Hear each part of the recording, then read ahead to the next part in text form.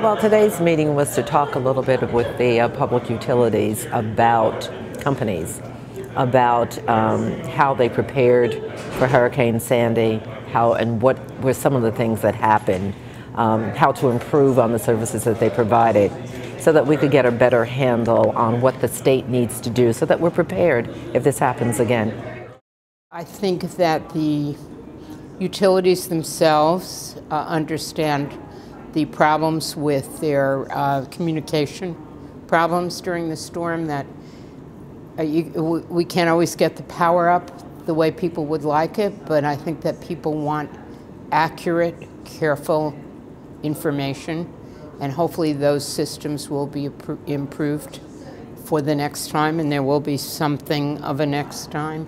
Good, accurate information will do a lot to help people make their own decisions. Should I stay in my house? Should I go stay with relatives because it's going to be a week, not an hour? So people need that information so that they can make appropriate decisions.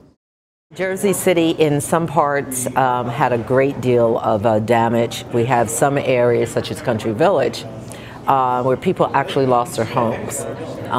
Water was rising everywhere. There's been structural damage. There's the problem of mold. So some people will never be able to return their homes again.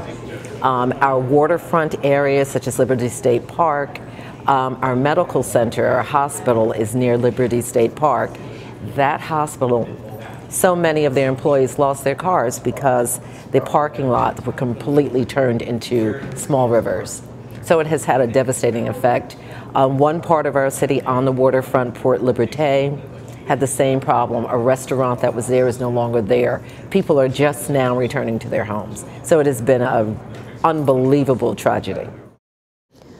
For me, I think also some very telling testimony came from the ratepayer advocate, that there are already built into our rate system, our utility payments, money for upgrading infrastructure and for protecting against storms. Not that they anticipated something the size of Sandy, but I think we have requested, I requested through the committee, more information on what money is already there in our rates to cover infrastructure improvements and cover defense against storms, for want of another phrase.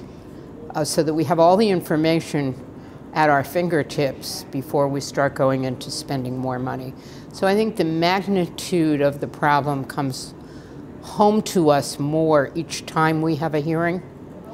The magnitude of what it meant in terms of infrastructure destruction in the state, what it means in how we plan to rebuild, and what it means and where we're going to direct our resources.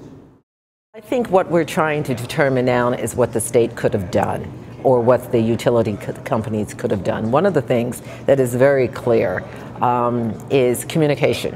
One of the big issues was that we had no real understanding from the utility companies as to what was going on, how long we were going to be inconvenienced, what should we tell senior citizens, what should we tell disabled people.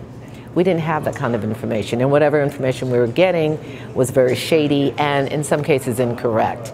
This just added another form of tension and frustration to a devastating situation. We're hoping, or I am hoping through these hearings, that we talk a little bit, or we realize what we need to be doing as a legislature to make sure that when disasters such as this occurs, our residents are giving a fair chance.